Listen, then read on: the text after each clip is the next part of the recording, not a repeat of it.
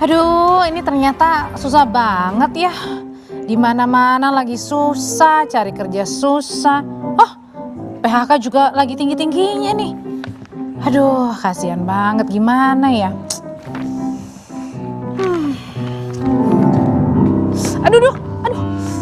Aduh. Palingin orang jalan aja nih, udah lagi Ya capek juga. saya awalnya di sini. Ya, tapi Anda orang- yang langsung nabrak, emang kenapa sih, Cing? Ya Ini ampun. capek. Kenapa capeknya? Coba sini. Coba cerita, ada apa, Cing? Saya udah hampir putus asa nih. Sah. Iya, maksudnya udah 2 tahun kan udah nggak asih lagi. Saya emang udah Ya kan putus sudah asa. besar. Nyari kerja nggak dapet, ngelamar kesini, ngelamar kesana, syaratnya banyak banget. Emang syaratnya apa aja? Ada syaratnya umur maksimal, terus bawa ijazah. Saya udah bawa ijazah fotokopi. Ya, ijazah aslinya? Ijazah asli ada, Tapi saya nggak bawa.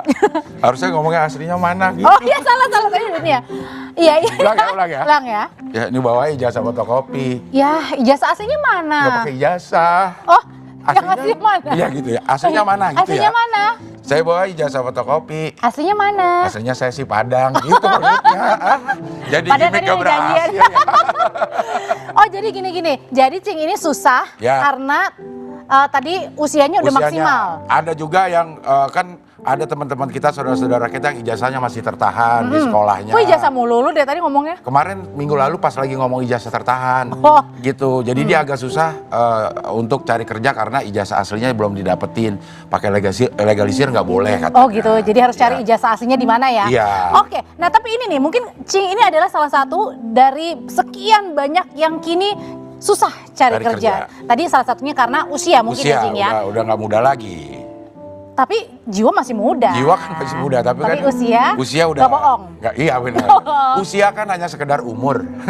Ya umur adalah usia. Benar, usia, iya. Nah ini tapi nih kalau misalnya mungkin angin segar buat Anda yang sedang mencari pekerjaan khususnya di wilayah Jawa Timur ya. Kenapa sih Cing harus di Jawa Timur? Karena di Jawa Timur sekarang berencana akan melarang pembatasan usia pada rekrutmen pekerjaan. Gitu. Jadi semua kalangan bisa kerja asal masih kuat dan punya kemampuan yang pas dengan lowongannya. Nah, Gubernur Jawa Timur Kofifa Indar Parawansa ini telah menerbitkan surat edaran yang melarang diskriminasi usia dalam lowongan pekerjaan bagi calon pekerja di wilayahnya. Jadi surat edaran telah ditandatangani pada 2 Mei lalu dan disebarkan ke seluruh pimpinan perusahaan di Jawa Timur. Langkah ini diambil pemerintah provinsi untuk memberikan kesempatan bagi pencari kerja yang memasuki usia lanjut.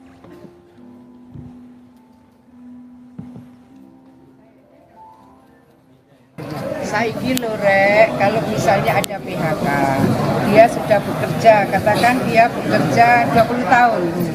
Kemudian ada sesuatu terjadi di perusahaannya. Dia bekerja pada umur 20 tahun, berarti dia sudah umur 40 tahun.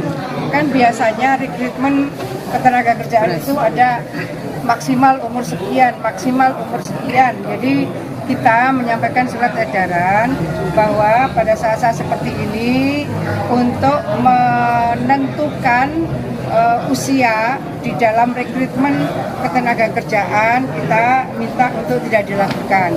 Tapi sudah kita komunikasikan dengan perusahaan A, kita komunikasikan dengan perusahaan B. Ibaratnya begini, ketika kita itu mengeluarkan kebijakan itu nggak bim salah bim tiba-tiba kita keluarkan, enggak. Kita sudah mengkomunikasikan.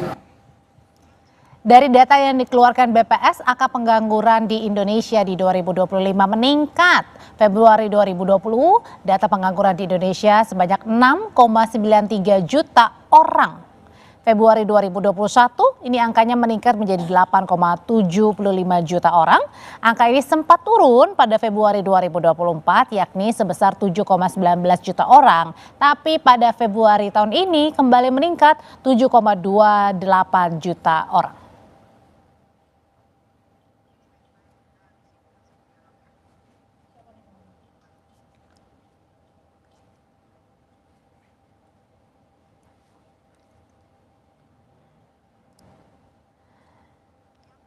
Ya, kita sudah terhubung dengan Pak Emil Dardak. Kita akan ngobrol lah. Kira-kira ini kenapa ada satu terobosan keputusan yang luar biasa ini. Benar. Menghilangkan Batas usia. Batas usia. Iya. Ya. Selamat malam Kak Mas Emil, Wakil Gubernur Jawa Malam. Timur. Malam Mas Emil. Malam, Assalamualaikum. Waalaikumsalam. Waalaikumsalam. Ya. Mas Emil, ini apa sih semangatnya sehingga pemerintah daerah Jawa Timur ingin menghilangkan batasan umur, dan apakah ini tidak melanggar sama ketentuan-ketentuan di atasnya, Kang Emil? Iya, jadi ini sudah dipastikan, Ya. bukan saja ini tidak bermasalah dengan aturan-aturan yang ada, bahkan aturan yang ada sebenarnya memberikan prinsip yang seharusnya meniadakan diskriminasi. Oke. Ada diskriminasi gender, ada diskriminasi usia, dan lain sebagainya sebenarnya, gitu ya. Ya. Nah, oleh karena itu tetapi begini, banyak yang mungkin bilang, buat apa Pak dikasih surat edaran? Toh akhirnya pihak perusahaan punya kewenangan penuh menentukan siapa yang diterima. Ya betul, ya kecuali di lingkungan pemerintah lah mungkin kita bisa atur. Tetapi begini, menaruh batas usia itu seperti sebuah kebiasaan yang otomatis dilakukan tanpa dipikir sebenarnya itu perlu atau tidak. Jadi ya udah taruh aja batas usia. Kalau misalnya jabatan pekerjaan-pekerjaan yang sifatnya itu first entry ya, baru masuk gitu, itu udahlah kita terapkan usia gitu. Jadi padahal dia sendiri sebenarnya bukan pihak yang sangat saklek menginginkan itu, tapi ya udah HRD udah kebiasaan buka lowongan ya begitu gitu. Nah, inilah yang ingin kita pertama dobrak di sini adalah set itu gitu. Jadi misalnya gitu, sekarang orang tuh masih biasaan nyalain mobil dipanasin kan gitu, padahal sebenarnya mobil-mobil baru nggak perlu dipanasin lagi mesinnya kan gitu. Ini kan sebuah Jadi merubah kebiasaan gitu, ya, lanjut. Mas ya? Iya, kebiasaan yang akhirnya saat kami tanya, oh iya ya, pas kita nanya ke perusahaan, oh iya Pak, kita malah lebih senang kadang sama yang udah lebih mature, karena mereka lebih stabil, mereka lebih loyal gitu. Jadi mereka juga nggak aware bahwa ternyata aturan ini diberlakukan, ini sebuah kebiasaan di lingkungan HRD yang ingin kita hilangkan.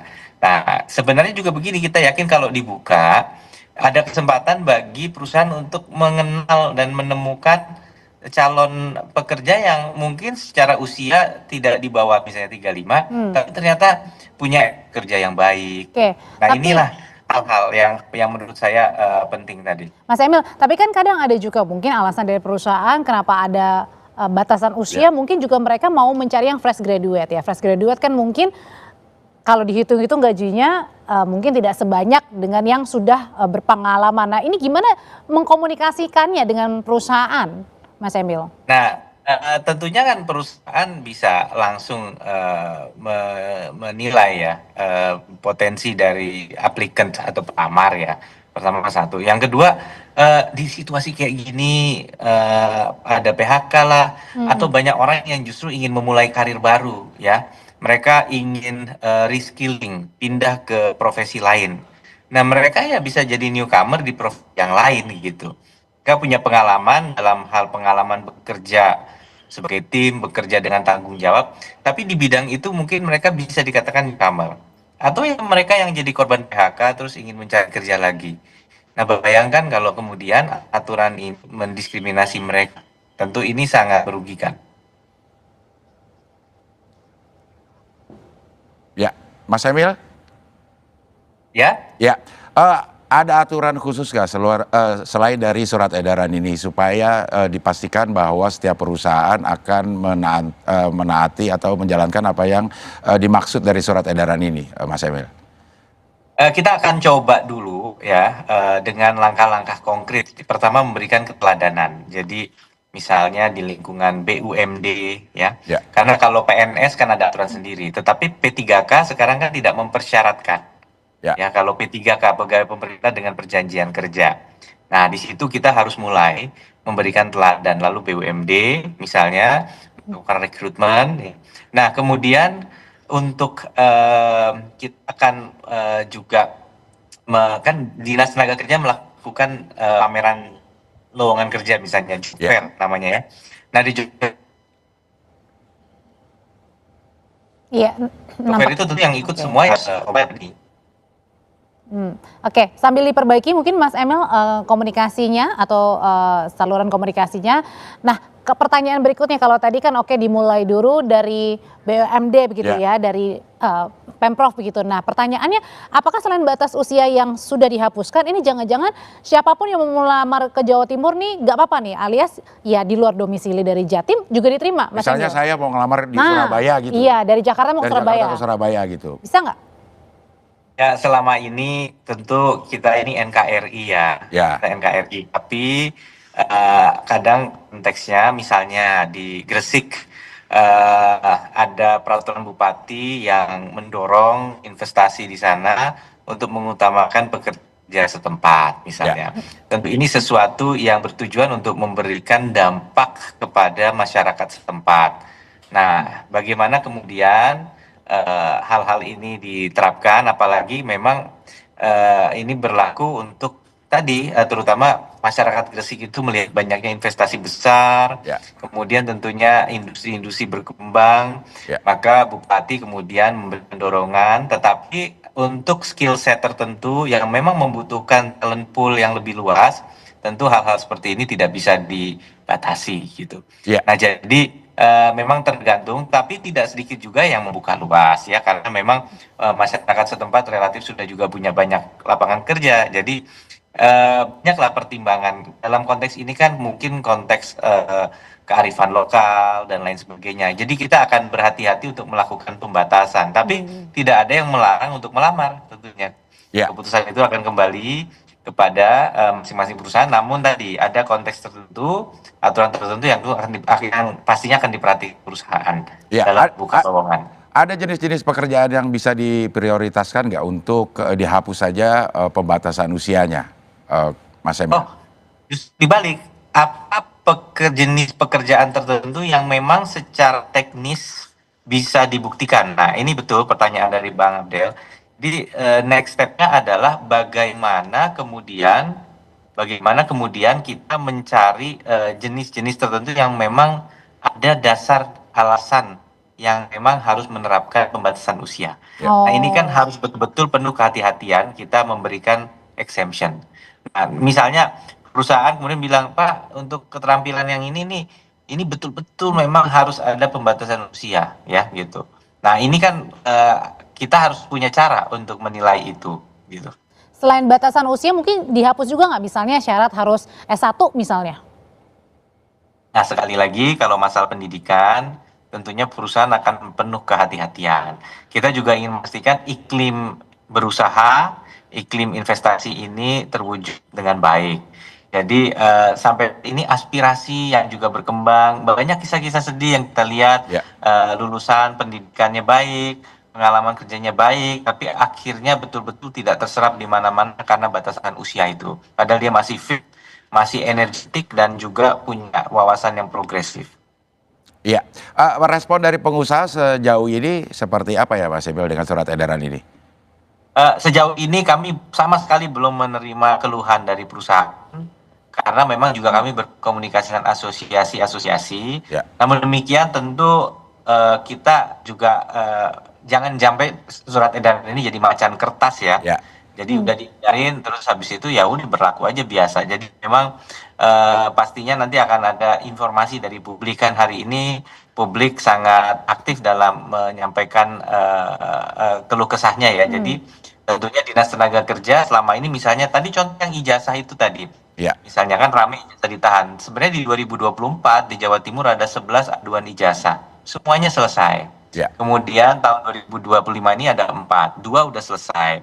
Nah, memang satu kemudian meledak dan kemudian masuk ke dalam sebuah situasi yang khusus yang memang memerlukan penanganan yang melibatkan banyak pihak hari ini, termasuk penegak hukum begitu. Tetapi pada prinsipnya ada yang menarik tadi waktu di awal Bang Abdel bilang ijazah asli nggak boleh dilegalisir. Nah, ini juga mungkin sesuatu yang menarik ya untuk kita cermati gitu. Menunjuk ijazah asli, apa faedahnya? Yang penting itu kan memverifikasi gitu. Dan dari mana dia tahu ijazah itu asli? Emang dia punya scanner yang bisa menilai keaslian ijazah. Jadi menurut saya sebenarnya memang ini pandangan aneh gitu, menahan ijazah seseorang gitu ya. Ijazah itu bukan kolateral, ijazah itu bukan jaminan gitu. Ya bisa dijadikan jaminan, karena apa? Karena kampus dimanapun, saya lulusan, mohon maaf, saya boleh menyebut kampus yang sudah sangat tua ya, misalnya University of Oxford. University of Oxford itu punya mekanisme untuk menerbitkan ijazah yang hilang, gitu. Nah, Oke. jadi ini, nah mungkin konteksnya orang bilang, ya tapi kan kalau orang nggak punya ijazah, bisa jadi dia punya janji sama orang lain yang dia tidak tepati, kita ingin tahu itu. Nah itu lain cerita, disitulah perlu penelusuran. Ya. Tapi tidak bisa digebiah-uyah bahwa orang itu ijazahnya pasti ada terus gitu loh. Ya. Nah Mas kadang-kadang Emil. mereka ada salinan legalisir yang kemudian memang diakui, dan ada sistem database untuk penyetaraan ijazah oleh kementerian yang berwenang pendidikan tinggi gitu. Mas Emil, kalau dari data kan menunjukkan Jawa Tengah dan juga Jakarta ini top 3 ya yang saat ini Tingkat pengangguran. PHK-nya, tingkat penganggurannya tinggi sekali. Nah kalau dari Jawa Timur sebenarnya gimana di sana? Apakah tinggi juga atau justru sebaliknya karena adanya syarat nih jangan-jangan juga banyak peluang-peluang baru nih yang bisa dimasuki oleh para pencari kerja? Ya, jadi tentunya ini salah satu upaya kita untuk lebih memberikan nilai keadilan di tengah masyarakat. Jadi pemerintah itu hadir bukan hanya mengejar target angka, tetapi juga nilai-nilai keadilan harus kita junjung tinggi. Mudah-mudahan tentu ujungnya seandainya perusahaan memiliki pilihan yang lebih luas, dia punya pegawai yang berpengalaman, yang mentalnya itu juga terlatih dengan baik, dan yang ternyata selama ini mungkin tersisih karena batas usia, dia akan lebih produktif. Dan semakin produktif tentu ekonominya semakin baik begitu. Tapi angka pengangguran kita tentunya alhamdulillah menunjukkan angka yang trennya membaik saat ini.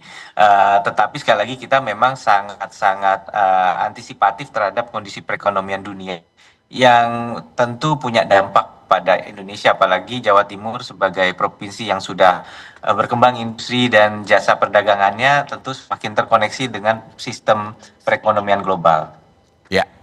Baik, terima kasih Mas Emil. Mudah-mudahan kebijakan atau Sama-sama. surat edaran ini bisa menjadi inovasi dan bisa ditiru oleh pemprov-pemprov lain, Ya. sehingga para pencari kerja Mohon juga waktunya. lebih leluasa untuk mendapatkan pekerjaan. Terima kasih Mas Emil. Terima kasih Mas Emil.